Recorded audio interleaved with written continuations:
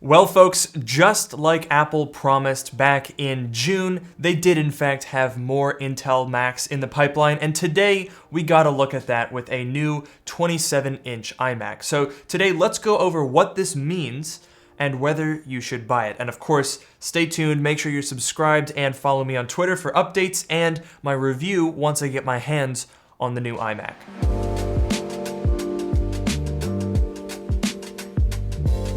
Alright, so this is a bit of a strange situation as it pertains to a new Intel iMac, specifically right now where we are in 2020. Now, this is actually both a confusing situation and a situation that provides some more clarity as to what we can expect going forward. So Apple today released a new iMac. So under normal circumstances, a spec bump iMac is really nothing to be too concerned about or give really that much thought to, because essentially what Apple's been doing with the iMac for the last several years is just keeping it updated with recent generation processors, newer graphics, and basically just tweaking the configurations a little bit to make them more updated, and that's essentially what we have here today.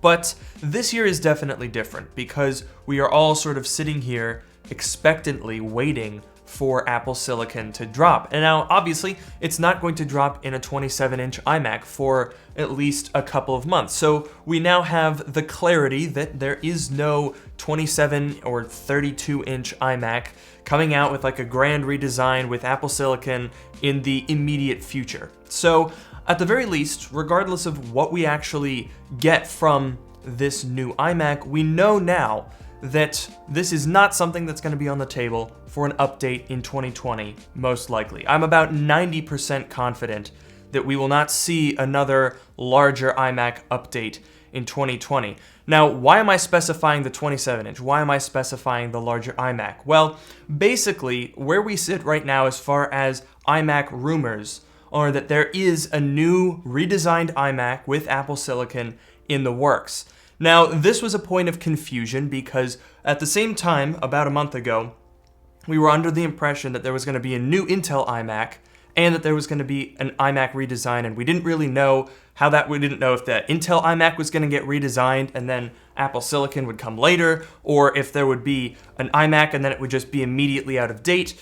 It was a very confusing situation, but I think this new iMac, before we even jump into anything about it, gives us a pretty clear picture of Apple's timeline. The biggest clue that we can get is that we have rumors of a redesigned iMac that would be 23 or 24 inches. Now that would represent a screen increase from the existing 21.5-inch iMac, which would make sense if you were to sort of iPad Pro-ify it, where you keep the form factor the same and you shrink the bezels by enlarging the screen.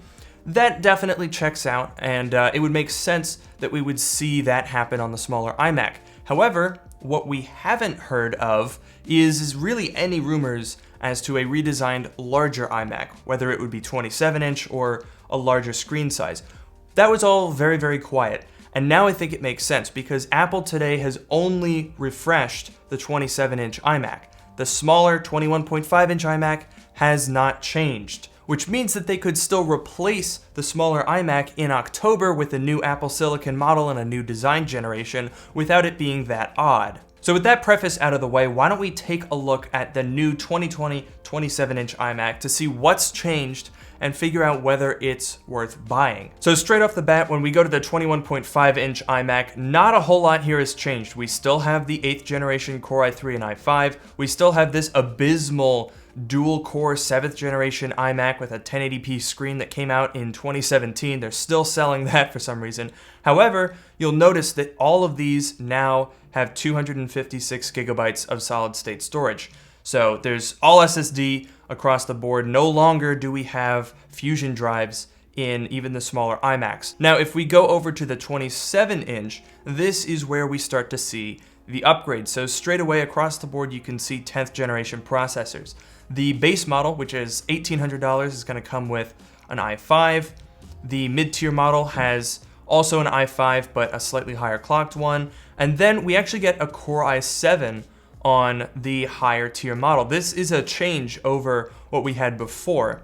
In the 2019 iMacs, you had an 8th gen i5 on the base model, an 8th gen i5 on the mid-tier, and then there was a 9th gen i5, a 9600K, or an optional Core i9 upgrade. Now this time, we are actually going to get an 8-core Core i7, which is a noticeable upgrade from a 6-core i5 on the old model, and we do still have the option to add a 10th gen Core i9 to these iMacs. Straight away, the thing that stands out to me is that there's not a whole lot of difference between the base and mid-tier models. So you'll notice here that the base one is $1,800 and the mid-tier one is $2,000. So what exactly are you gonna get for your extra 200 bucks?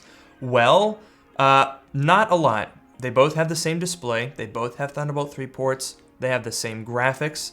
This one has twice the storage and a slightly higher clocked Core i5. So that's really the only difference. Inexplicably, I really couldn't tell you why, but we have 8 gigabytes as standard across the range. Even on the $2,300 iMac, you're only gonna get 8 gigabytes of RAM. So the only real difference between the base model and the mid-tier is gonna be extra storage and a slightly higher clocked i5. Now you may be thinking, why would I not just take the base model and upgrade the storage and then it would maybe be less expensive? Well, as it turns out, you can't actually do that. If you actually go in to configure this thing, there is no option to configure the storage here. So if you want more than 256 gigabytes of storage, you have to pay the extra and go for the mid-tier model. But at the very least, for your extra $200, which is usually what they charge to go from 256 to 512, you do get that better processor, even if it's probably not even going to be noticeable. Now, you may also have noticed that we have this new option, nano-texture glass. So this is taking the same technology that was introduced with the Pro Display XDR, where it makes a reduced glare. It's sort of a matte finish display. And that is now on the iMac. So that's actually really exciting because that gives us plenty of ammunition to assume that the new Apple Silicon-powered iMac that we see later in the year will also have that option. I think that's going to be really great for a lot of people, and it's also less expensive here. On the Pro Display XDR, it costs $1,000. Here, it's an extra $500. Not sure if that's worth it, but at the very least, you have that option. And as you would expect, Apple still charges a ludicrous amount to upgrade the memory in your 27-inch iMac. They charge $200 to go from 8 to 16 gigabytes. That's literally just adding 2 4-gigabyte DIMMs, and they charge you 200 buckaroos for that. If we go to the gallery, however, you can see that they are still showing this little button and this little line here. That is the RAM access door. So at the very least, we can upgrade the RAM ourselves, and obviously, that is what you should do. There is no reason to spend this kind of money on Apple's memory upgrades. Now, starting in 2019, I began to wonder why Apple was keeping around the base model iMac Pro, because the higher spec 2019 iMacs were starting to get very, very close in terms of performance, and once again in 2020 we see that trend continuing. So let's customize the higher tier iMac. This is the one that gives us the most options and things to change. We can add the nano-texture glass, we can add that 10-core i9. We'll just, for the sake of figuring out how much this thing costs, we'll just max it all the way out with 128 gigabytes of RAM. Moving down to the graphics, here is also where we get some pretty noticeable upgrades. So while the base model and the mid-tier were stuck with the 5300M Radeon Pro graphics, the same one that you'll get in a base model 16-inch MacBook Pro, here we have a Radeon Pro 5500 XT, and we can upgrade that to a 5700 or a 5700 XT. So we can add that for $500 or $300. Honestly, those are not terrible upgrade prices. Now, if we move down, you can see that we can actually put up to 8 terabytes of solid-state storage, just like with the 16-inch MacBook Pro. And as you would also expect, it's very expensive, $2,400 extra. We can also add 10 gigabit Ethernet, and that brings our total price for this top-of-the-range iMac to $8,800. Let's go and scale this thing back and get the price tag to be a little bit more reasonable and see how that value compares. So I'm gonna just stick with the gigabit Ethernet. We'll do 1 terabyte of storage. I think we'll stick with the upgraded graphics. We'll do the RAM ourselves, and we'll do the 10 core, and I'm also gonna take off the nano-texture glass, and we're looking at $3,400, which is honestly not bad. It's not a super different price tag. It's not going to be any less expensive than the upgrades would have cost on last year's iMac, but at the very least we're getting significantly better graphics, we're getting extra CPU cores, and then obviously you'd probably want to spend another $200 to bring this thing up to 32 gigabytes of RAM, and yeah, I think that would put you in a pretty good spot on this iMac. Now actually, speaking of the comparison to the iMac Pro, you might be thinking, well, wait a minute, the iMac Pro has an 8-core processor, whereas now you can get a 10-core in the regular iMac. Why would you do that? Why would you buy the base model iMac Pro? Well, interestingly enough, Apple didn't really talk about it, but the iMac Pro now comes as standard with a 10-core processor. The starting price stays at $5,000, but now you're going to get 10 instead of 8 cores, and everything else stays exactly the same. So obviously you can see here that Apple's trying to retain some relevancy in the iMac Pro, but in their base model configuration there, I don't think it's the best value anymore. If we actually look at the 27-inch iMac, we can get 10 cores. We can even pay Apple's ridiculous prices to get 32 gigabytes of RAM, get these upgraded graphics, the 1 terabyte storage, and the 10 gigabit Ethernet, and it's still $900 less expensive than that iMac Pro, and we're probably going to be able to outperform it with these specs anyway. All right, so the big question here is, should you buy the new 2020 iMac? This is a weird spot. We don't know when we're going to see Apple Silicon make its way to the higher end, but what we do know is that Apple seems to be taking this transition from the bottom up. So far, the rumors that we've seen are a new 12-inch MacBook, a 13-inch MacBook Pro, and a 23 or 24-inch iMac with Apple Silicon. Those are pretty much the 3 cheapest products that Apple sells, the 3 cheapest Macs anyway. We haven't heard a whole lot about a Mac Mini, but I think it would stand to reason that they would do a Mac Mini as well. So the lower end of Apple's product lineup seems to be the first that is in line to get Apple Silicon. All 3 of those things, the iMac and the 2 MacBooks, seem to be coming by the end of this year, around October. So if you're buying a base model MacBook Pro, a base model MacBook Air, or a base model 21-inch iMac, which keep in mind did not get updated, then I would say you might want to just wait a little bit, because it's not going to be more than 2 or 3 months before we get some more definitive answers as to what's going to happen there.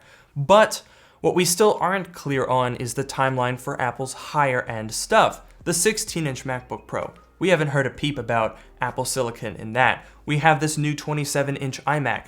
What's going to happen to the iMac Pro? What about the Mac Pro? Those things are all sort of question marks at this point.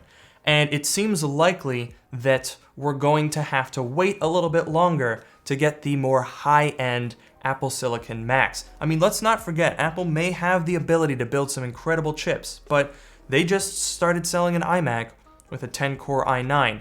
If they're going to replace that, they have to beat that. So if you're looking at the new 2020 27-inch iMac, I would say if you are absolutely in need of an iMac right now, it's a safe bet. It's not an exciting update. That's what we've seen for the last couple of months. The 2020 MacBook Pro and the MacBook Air, they were not exciting updates. This is a spec bump just like those were, but it's a pretty solid one. You're gonna get solid state storage as standard. You don't have to pay for that anymore. You're gonna get 10th gen processors that are, I mean, they're not great, but they're current, they're updated. You're gonna get the more current generation RDNA graphics. You have the option for nano-texture glass. That's pretty cool. So there's good stuff here. But, and this I cannot stress enough, if you have a 2017 iMac, a 2019 iMac, or an iMac Pro, do not buy the new iMac. It may look all flashy and you might go, ooh, the nano-texture glass looks cool. Ooh, I want those extra cores. Don't fall for it. It's a spec bump. A decent spec bump, make no mistake, and a decent value if you're looking to buy into a new iMac from a really old model or something like that. But it is still a spec bump, and we are on the verge of a really major transition. So it is important to have some perspective and think, okay, well, we know that by June of 2022, as Apple has promised us, their entire lineup is going to be on Apple Silicon, which means that you've got less than 2 years before there's a new 27-inch or 30-inch or 32-inch iMac with a new iPad Pro-like design, mini LED, Apple Silicon, all of that stuff. We know it's out there. So don't buy this iMac unless you really need an iMac right now.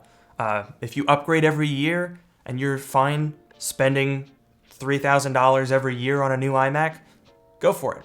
It's definitely going to make you happy.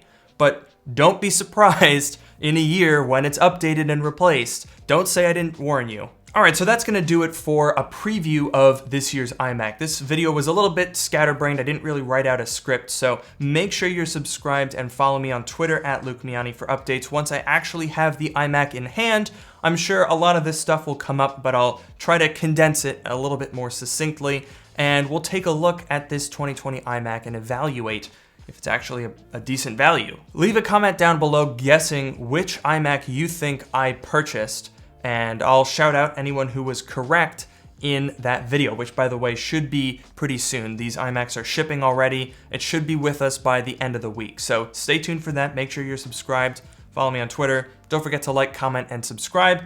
I've said subscribe like 4 times, so if you haven't done it, then that's on you. And with that, I will see you all in the next video.